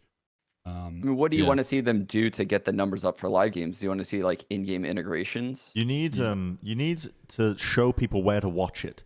Because this is the thing I feel like that it needs to be in-game, right? It needs to be in-game. In-game or like the website or like just, I mean, in the launcher, like the way that they do with League of Legends. You need a way to attach people to it. In Overwatch, we saw the same thing, I think, with third-party tournaments not getting good viewership, at least in comparison to the way that the Overwatch League launched. As soon as the Overwatch League launched and all of the user base knew, oh, there's Overwatch esports, oh, I just watch it on overwatchleague.com. I just go to overwatchleague.com. I go to twitch.tv/Overwatch League or youtube.com/Overwatch League. That's where I watch the esports of this game. When that happens, which I think it will start to with the Valorant Challengers series, that's when you're going to start to see the viewership really skyrocket. But we saw the same thing in Overwatch. Tier 2 tournaments, like these third-party tournaments, did not attract attention because I think people don't know where to watch it. They just released the ValorantEsports.com website as well, which is going to have the list of places to watch the Challengers series. What is it called? The Champions Tour. Not know Champions Tour. Yeah, Valorant Champions Tour. At the moment, it's just a countdown timer, but I'm assuming that when it fully gets released, when the Champions Tour begins, when Challengers begins, it's presumably going to be a list of here's where you can watch in your language, here's the teams and the schedule and that kind of stuff. You know, maybe it'll be a bit bare bones at the beginning, but that should be the eventual goal. You can see the comparison with lolesports.com, which is where people follow League of Legends. And that does help. I think also having things in the in-game client where it's just maybe an extra tab that is esports or something would be mega helpful, where it just says, hey, this is live right now. We have that in the launcher for Overwatch as well when some of the games are happening. And it's good for just being able to translate casual viewers. No one's ever published a study on like how many people actually, you know, is it effective at translating a portion of the casual viewership, but theoretically it makes a huge amount of sense. And this is how the LoL Esports website works, and I would not imagine it would be too much different. Like anything that they're doing for League of Legends, it seems like they're going to try and do for Valorant. I like these guys' get-ups. I like the suit. That's so What loud. oh my god, there's so many things going on here. There's so much Really to is talk about. Yeah, a lot to dissect. Yeah. I would like to see them trade jackets. And Yeah? I think that would be a really good look. You think so? Think so? I think so, because I think the dark beard is blending in with his jacket. And to see the dark beard on the background of a sequined that's a good suit point. jacket, holy moly, sign me up. Yeah, the guy on the right looks wise beyond his years. Truly does. He does, yeah. He's wizened. Yeah. That's a man I would trust. He could tell me anything. He could tell me anything, I would trust it. It's funny though, Sean. You were saying like we don't know the numbers for Valorant and like the success of it, because with Steam you can just check the player base. You can see how healthy the game is in terms of concurrent viewers. But Josh, you were saying that there was a post that came out where people are essentially they've taken the data from the new rank system, where we know that is it Immortals is. If you're an Immortal, you're in the 0.3% of the player base. I think it's if you're on the leaderboard, you're in the 0.3% of the player base. Okay. I think so. That was the calculation. They've taken those numbers, they've taken a 0.3%, and they've calculated how many people are playing ranked in each region. Yeah, they've done the number crunch. Yeah, and I don't have the numbers on me, Josh, but do you have them up? Yeah, I think Kurt has them to be able to pull up. Yeah. But this 3 is... billion people. Yeah. It's a lot. It is a lot. I mean, it's not 3 billion, but it is a lot. So Yeah, but you also have to remember that you can't directly compare this to numbers released on Steam, for example, because this is only the number of active players playing ranked. Yeah. So it's not like the rank, unrated. right? Yeah, this is the number of people that have actually gotten a rank as well, I think. So if you've just played one rank game, you wouldn't even show up here. But this is like 1.3 million playing in North America that have gotten a rank this act, 2.4 million in Europe that have gotten a rank in this act. It's interesting just to see the difference in the size of different regions as well. I had no idea that Europe would be nearly twice as big as North America. You wouldn't have guessed it based on the viewership. No. You would not have guessed it. No. Which is, I mean, we have beaten that topic to death. Yeah. But it is just tragic when you see that there's nearly double the players playing ranked in Europe, but the viewership compared to NA. And the attention that the scene gets is just non-existent. It doesn't exist. Yeah, I mean, it is actually. It's like someone has a vendetta against Europeans in Riot, and they're just determined to make them play BO1s and suffer for the rest of eternity. Yeah, It's some interesting Sisyphean though. torture. But the numbers are interesting actually. For Brazil, there's over 500,000, 570,000, and that's only in Brazil, because the rest of Latin America has another 346k as well. So you add those together, that's like nearly 1 million players that are playing in South America in ranked.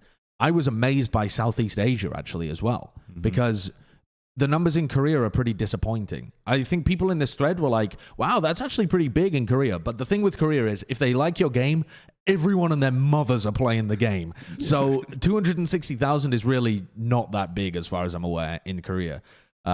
You'd be hoping for it to be a like major region. But Southeast Asia is big. And what I'm thinking here is maybe this is a bunch of the Chinese user base using Southeast Asian accounts as well. Yeah, could be. Because it hasn't officially released in China yet. Yeah, I mean, I think they've just targeted their approach to the game in terms of marketing it has been really good. They've got markets already where people are playing League of Legends in almost worldwide, with the exception of countries like Russia, I guess. Yeah. And yeah, I guess they're playing a lot of League of Legends in China as well. But typically, the tactical shooter genre was what? Crossfire?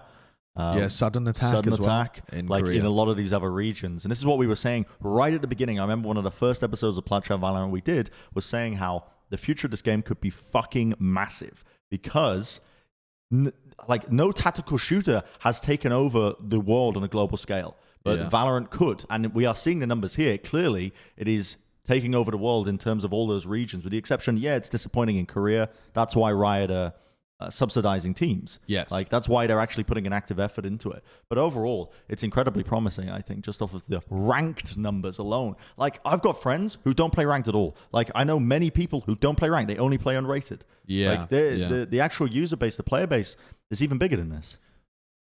Yeah. And yet it's been released in China. Yeah. Wasn't there rumblings about like a BR coming in the game too, or something like that? Or is that just I don't know. nonsense? Yeah, I'd seen people like tweeting about it, but I don't know where the source of that information came from. There was also rumblings about player base. Yeah, there was also rumblings about a mobile version of the game, but I don't know Yeah. whether that ever.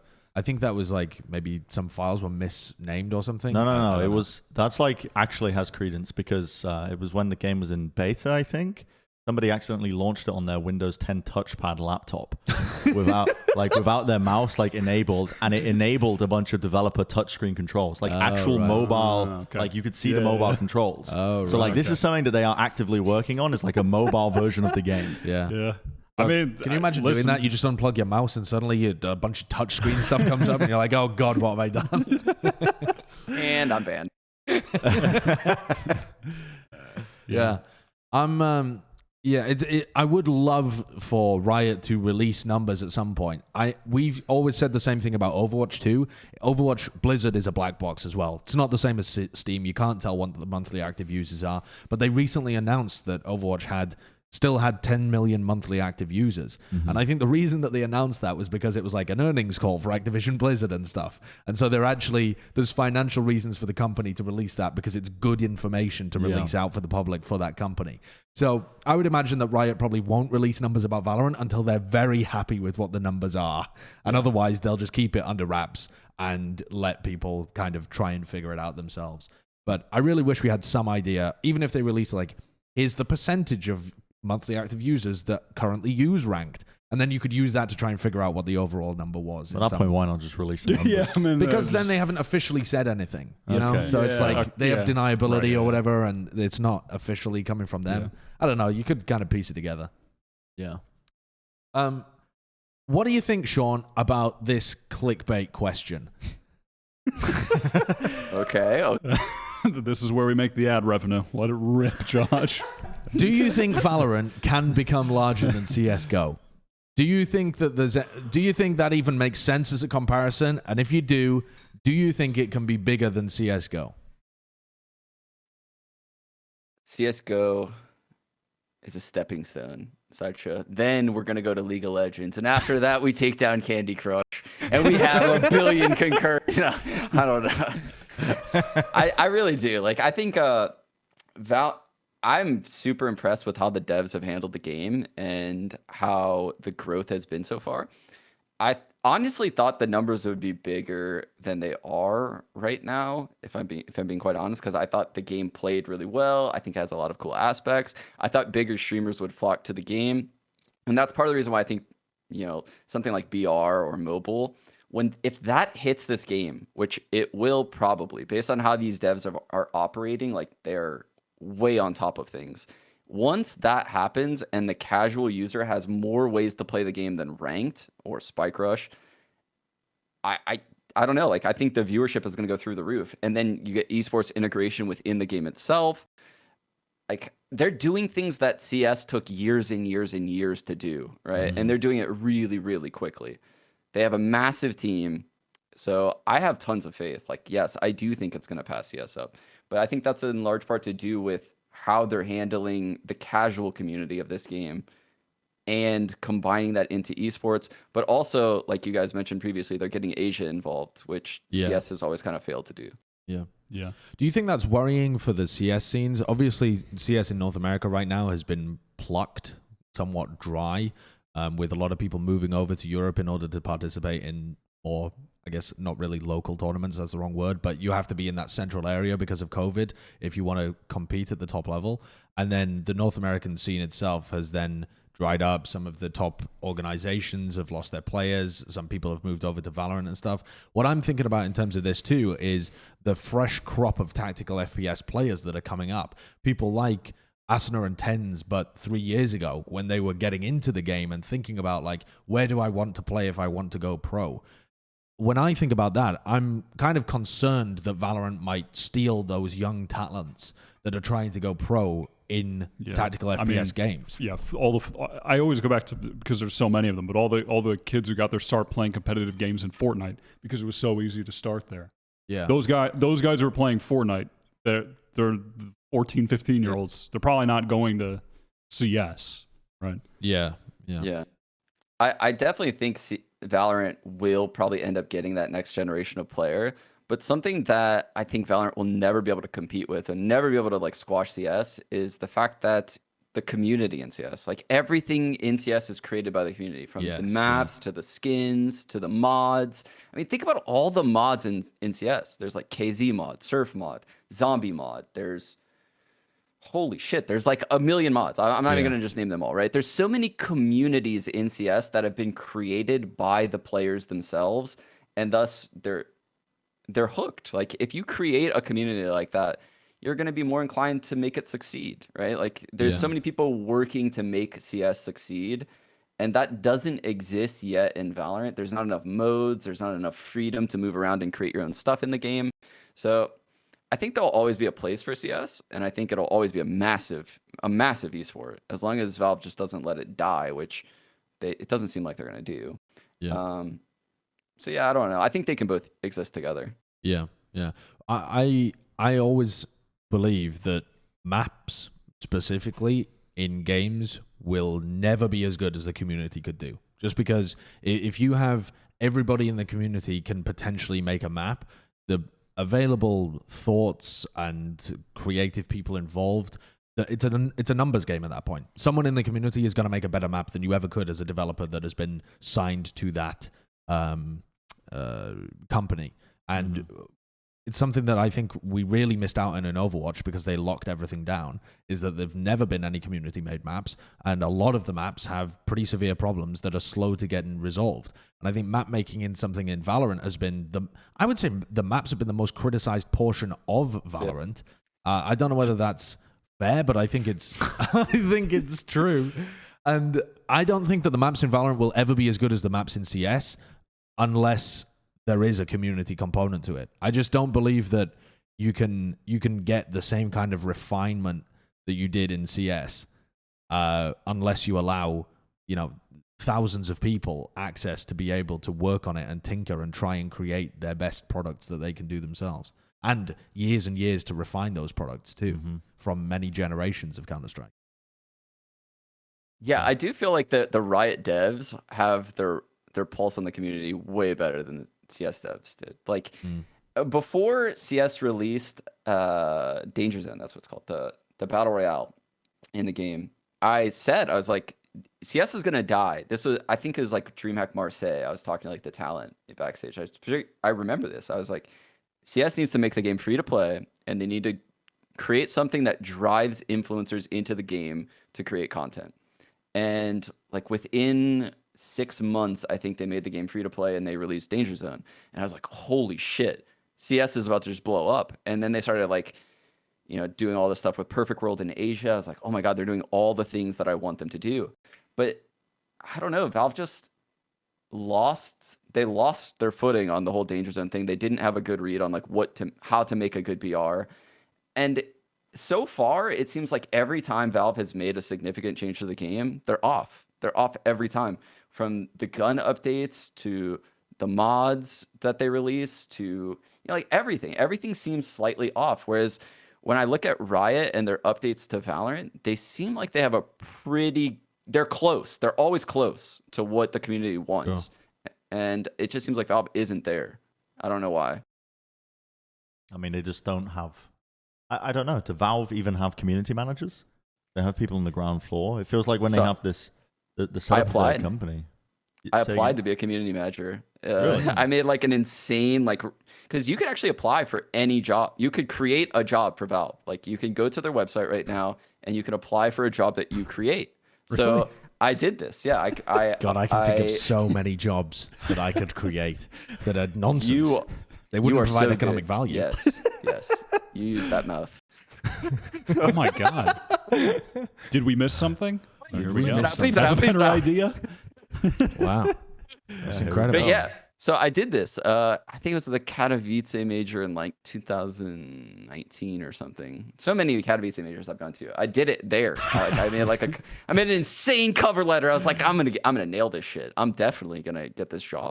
And no, I didn't get the job. They declined it. They don't need that. I don't think they have community managers. Like every major game right now has somebody who is a community manager who has their finger on the pulse, and they are the ones who are connecting the developers to the general community and telling them what's going on. As well. Yeah, like a spokesperson, a face for I guess delivering information, news about why a decision was made, about why this balance update came in, why this was delayed.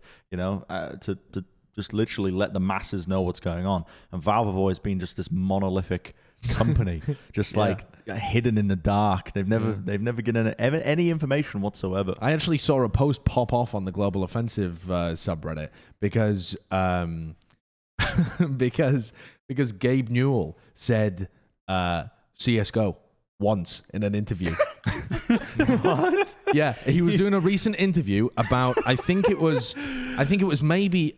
I might have got this wrong, but I think it was about VR. I think it was about brain interfacing. I read that games. article, yeah. Yeah, and I think he did a live video interview about the article that was written about brain interfacing games in VR. I think this was it. And he said something like, and you know, if people want to play Counter-Strike or Dota around the world, and people just clipped that and they posted it up and they were like, Valve knows they care. Daddy said my name. And it's like, it's wild to see. Because as well, we all come from TF2 as well, Sean, which is just, I mean, you could not find a more redheaded stepchild ever in the history of Valve. We were locked in a cupboard and beaten with sticks every night. We got a blog post and we were happy. Yeah. We blog post saying, there's a tournament happening at DreamHack, and they would post it to 5 people. And we'd be like, yes, yes, yes. Daddy Gabe just says your name. He's like he's coming at you, arms wide, ready to give you a hug, and he just slaps you. He's just, no, it's not a hug. Just get back down, Dota. Another TI. One more. $40 million first place. I wanted to ask you a little bit about your favorite teams. To get back into the pro scene a little bit, who have you watched that you really enjoy watching?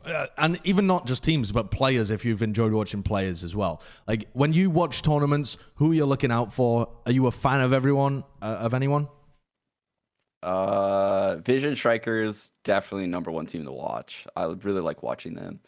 And then probably like Sentinels, but if I'm being honest, I've been feeling pretty shitty lately, so I haven't watched any of the tournaments. And I didn't see how they lost to Luminosity. I would have probably been disappointed if I watched that. But before the new year, I would say Sentinels, 100 Thieves, Vision Strikers, probably my go-to watches. Are there any players that you think have a particularly good grasp on the game, or you enjoy watching, or like an IGL that you really respect from the scene? No, they all suck. No, Steel is doing a lot of really good things with 100 Thieves. I really think Hiko has progressed to be like the best of in NA. I think Sinatra is super good instinctually. Like, I think he has very good instincts when I watch him play the game, which it's half the battle in Valorant, is like knowing when and how to use your abilities based on when and where your opponents are using them. And I think his instincts are just so on point when I watch him. So he's fun to watch. I wanna start ranking stuff. Okay. Clickbait part Yeah. two. Doing what, Let's top go, 5 let's teams? rank. Clickbait What are we part ranking? 2, Sean. This Hey, is how yes. content creation works. You got to pay the bills for the studio now, Sean. Here we go. We wanted to go through some top 5 NA teams, but I know that you haven't been following the game as recently because you said you were feeling under the weather. So what I'd like to do, I think, is like looking forward for 2021. So it's like, who's going to perform? yeah, so champions. best teams to look out for in 2021 in North America, judging by like what you saw towards the end of 2020. Because I know that as well, there was, I think it was Hazed, but it might have been also the Envy guys. I think it was Mummy and Caboose, went on to the Immortal Minds, and they were giving the most outrageous hot takes for the top 5 NA teams like a month back. So I'm interested to hear kind of who's caught your eye and where you think like the progression of these teams is going to be in the future too. Oof. I think 100 Thieves probably cements themselves as Oh no, actually, so Nitro just had a kid. Ooh, he's going to at least. Yeah. As someone that's had a kid, that's I don't know about that. You think that's a deal breaker? Might fall off. I don't know. I have a lot of faith in 100 Thieves though. Just how Steel prepares and what it's like in this game if you want to win. I think 100 Thieves is up there. I think Envy is up there. I would probably put Sentinels in like tied for like second, third. I don't know. I thought TSM would fall off. I really did. I thought TSM would fall off at First Strike.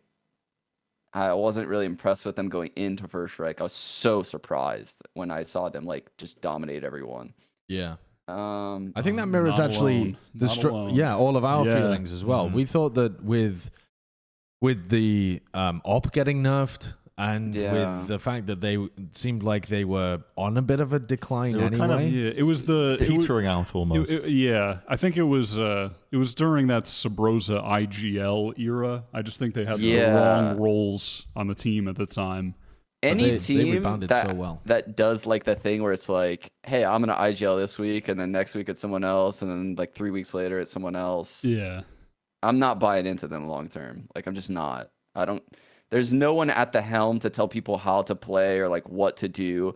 It goes beyond just like calling the strats in around. It's like game plan shit. Like no one on that team is creating a game plan. Clearly, if no one wants to IGL and just call the strats in the game, no one's gonna do the shit outside of the game necessary to win. So I'm not in love with TSM long term. That doesn't mean I think they have insane pieces on their team that could be in like the top long term. Yeah.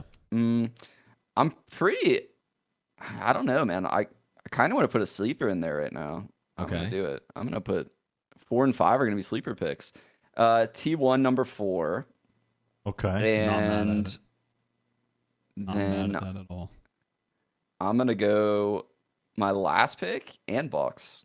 Okay. Not even on your screen. Not even we don't even have a graphic. That's how Not much of even a on your sleeper pick it was. We screen. weren't even prepared.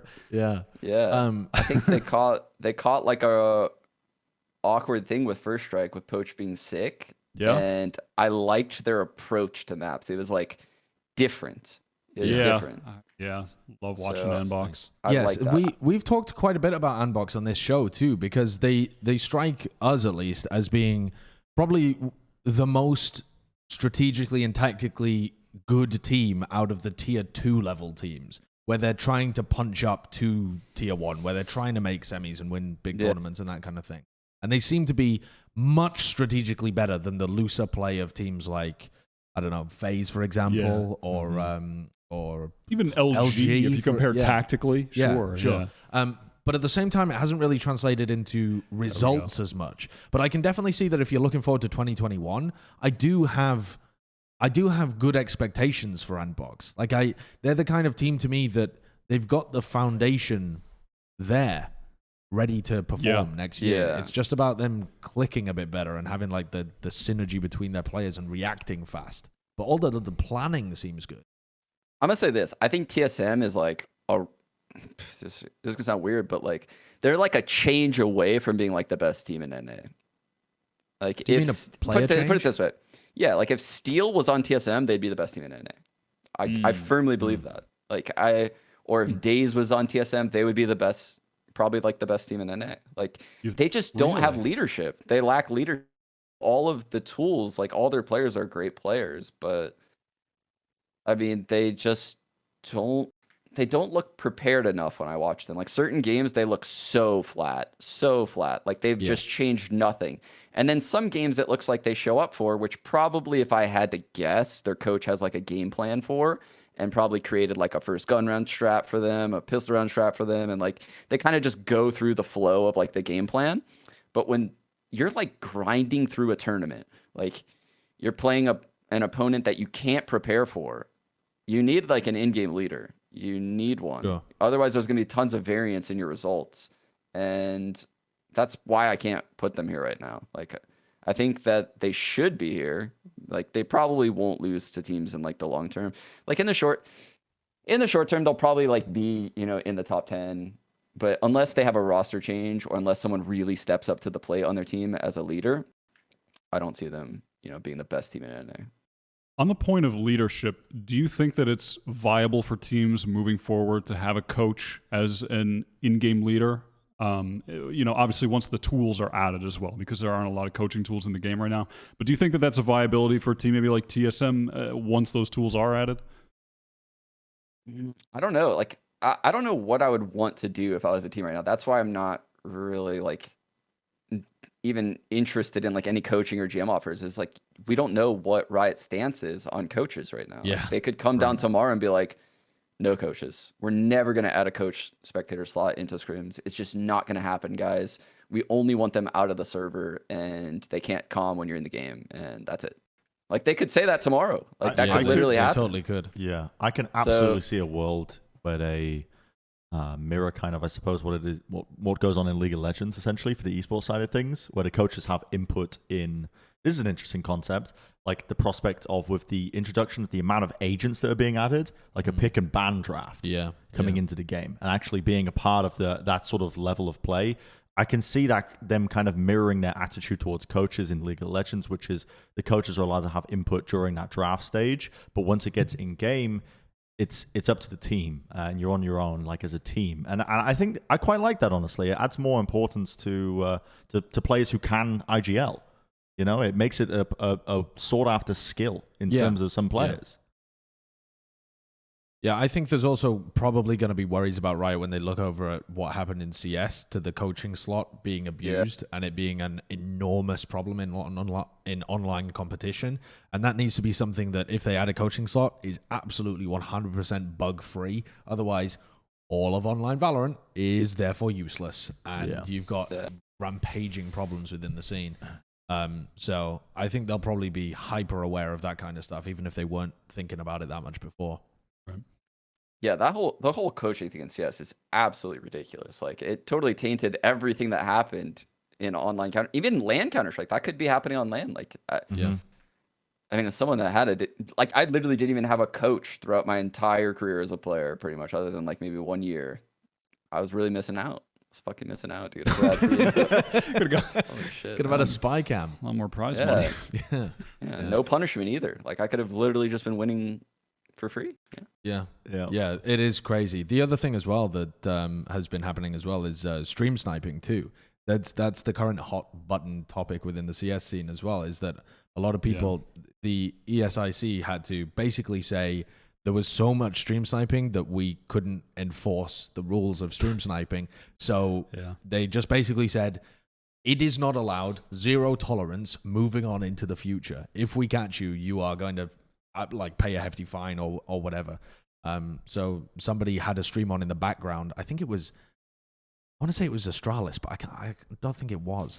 But there was some team in a recent tournament had the stream on in the background, and they got a pretty hefty fine for that too. And that made me think actually of First Strike when we were watching Heretics play, and Lowell had the stream up on his phone watching when it went to his player cam. I saw that. Yeah, it was literally, Unreal, it was undoubtedly the stream. And I naively said at the time that I didn't think that was really a thing that would happen in Valorant or CS because it's such outdated information at that point.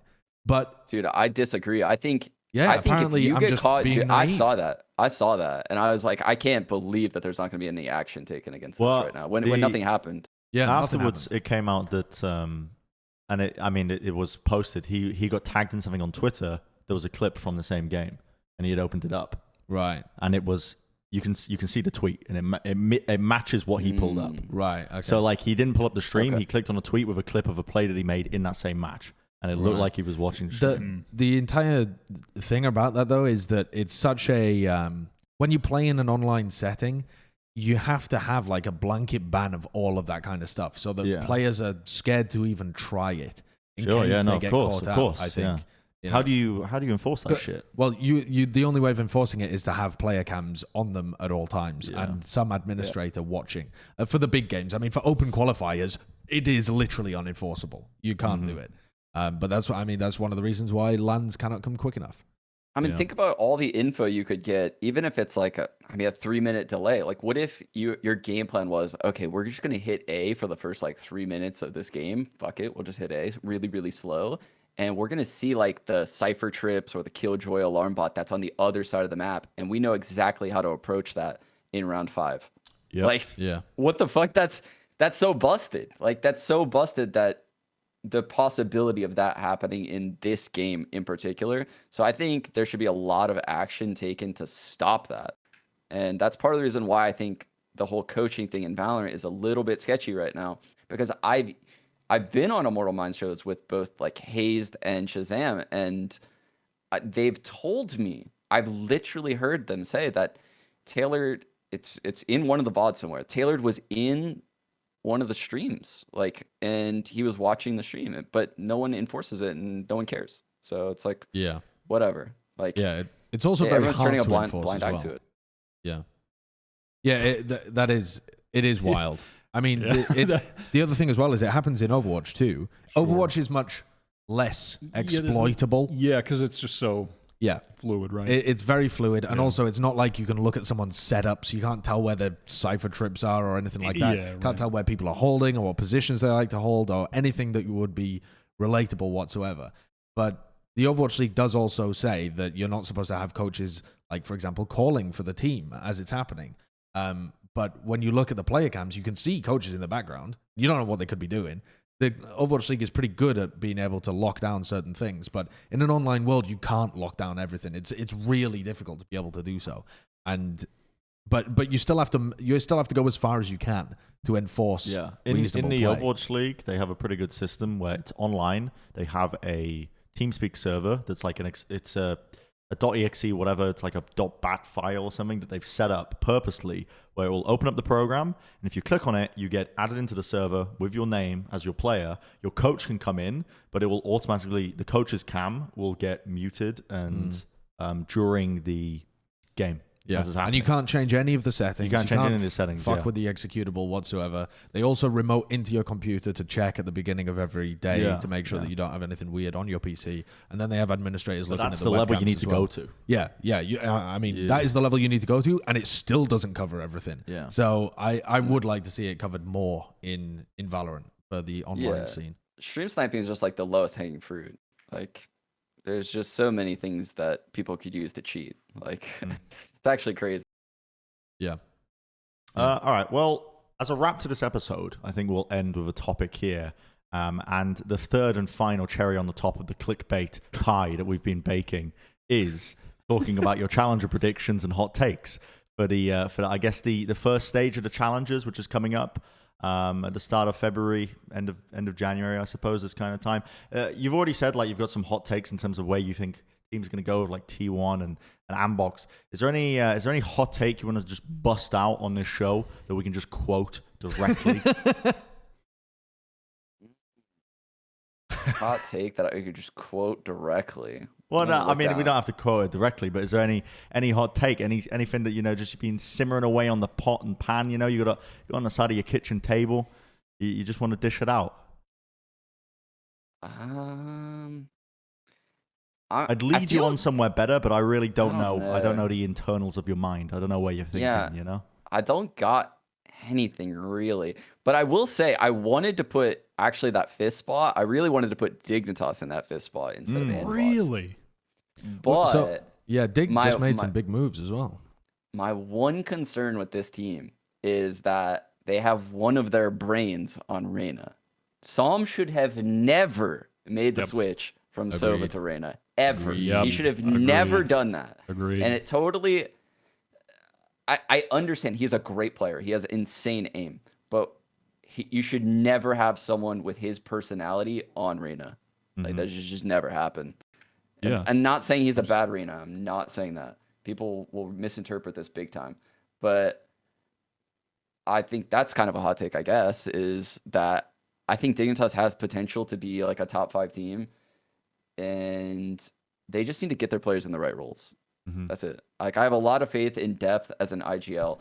Def's I so have a good. lot of faith in Psalm as like a person. Like, literally, I've watched videos about him. I've watched his stream. Like, I'm super confident that the lineup they've created with those two and Superman as like an up and coming player, and then Makalov, if he sticks on the team, also is like an up and coming player. Like they definitely have an insane foundation around that team, a very good foundation. So I'm pretty confident they're going to be good.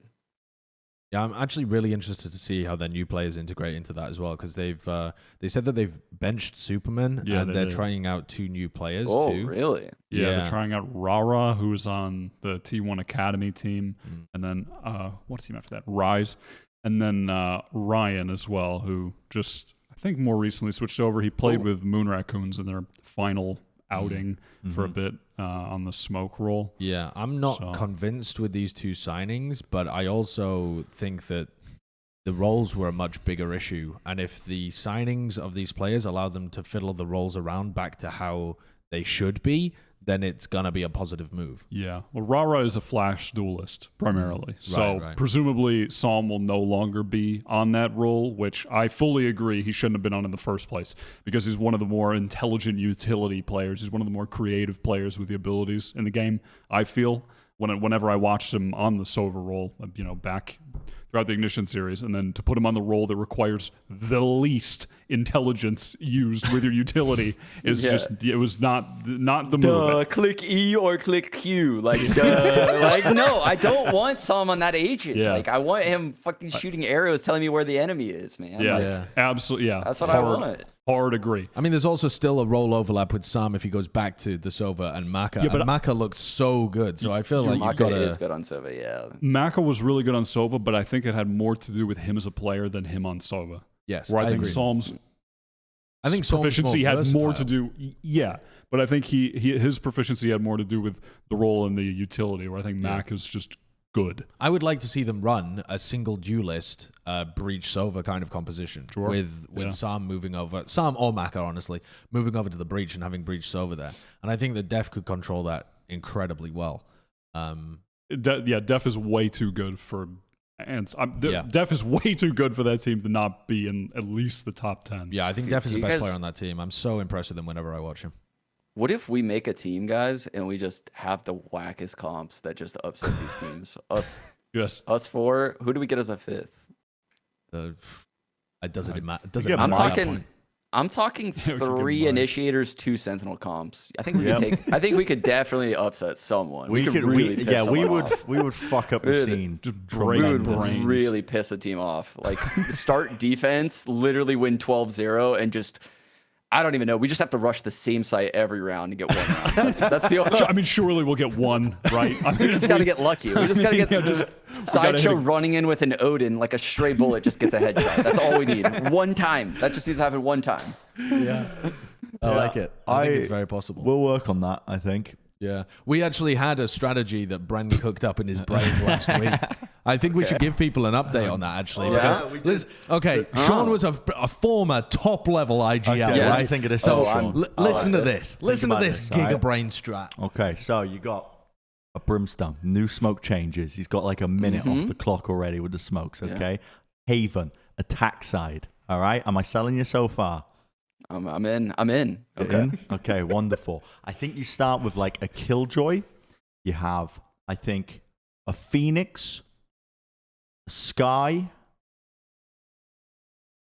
and you can have whatever else you want, I think. This is too on the fly for me. This is too on the fly. Right. I thought this was fleshed out already. I thought he had the comp. I'm getting there. We tried it in our comps. I don't know why. I don't know why he's making it up on the fly, because this is literally the same thing. I'm trying to remember the composition, because I'm trying to remember the exact placements. All right, so the Killjoy turret on C side, they're watching the flank. They got an alarm bot on A side, on Garden. On the A side Gardens, they're watching the A flank with their turret. Okay, they've got an alarm bot in mid. They are lurking in mid. This is on the pistol round, okay, and they're just lurking in a really fucked up angle. Like no one's gonna check this. Like the Killjoy's just sitting there.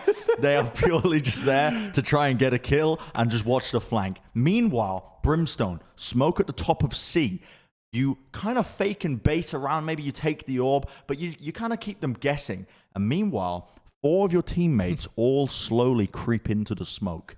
You wait until 18.25 seconds The second smoke goes down. You wait again until 18.25 seconds. The third smoke goes down. At this point, the enemy is bewildered. They've already pushed long A. The Killjoy's already got 2 kills. You might as well have won the round off the back of this. It's almost won. 5 seconds before the last smoke comes down, the Brimstone lays down the stim pack. 5 flashes come out from every angle. The Phoenix comes out with flashes. The Sky comes out with birds. It's like a fucking bird cage on sea.